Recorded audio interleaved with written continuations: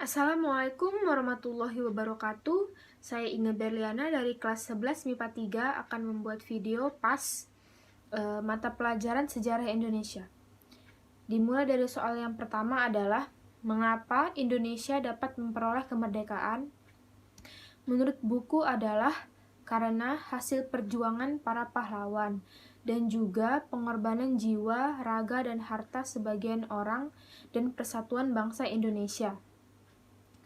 Menurut saya, soal dari mengapa Indonesia dapat memperoleh kemerdekaan adalah hasil dari semangat dan tekad mengusir penjajah dan hasil perjuangan para pahlawan, baik secara terang-terangan di atas tanah maupun di bawah tanah.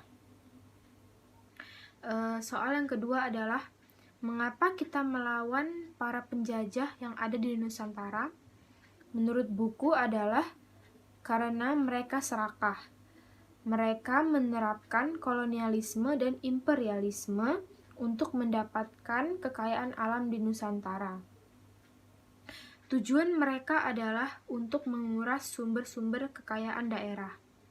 Soal yang nomor 2, menurut saya, mengapa kita melawan para penjajah yang ada di Nusantara adalah karena mereka ingin menguras kekayaan yang ada dan untuk kepentingan negara-negara kolonial mereka sendiri. Soal yang ketiga adalah mengapa para pelajar membangun partai politik sebelum Indonesia merdeka? Menurut buku adalah jauh sebelum Indonesia merdeka, pemuda telah memperlihatkan partisipasi politik yang tinggi sebagai manifestasi dari keinginan untuk membebaskan diri dari belenggu kolonialisme. Soal yang nomor 3 menurut saya adalah mengapa para pelajar membangun partai politik sebelum Indonesia merdeka? Peran pemuda dalam politik Indonesia abad ke-20 merupakan fenomena yang memperlihatkan partisipasi politik yang tinggi. Soal yang nomor 4 adalah bagaimana peranan pejuang medis dalam melawan virus corona? Menurut buku, soal dari bagaimana peranan pejuang medis dalam melawan virus corona adalah para tenaga medis patut memperoleh gelar pahlawan.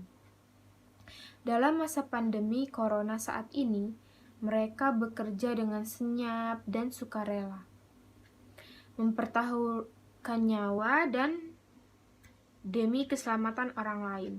Menurut saya, soal dari bagaimana peranan pejuang medis dalam melawan virus corona adalah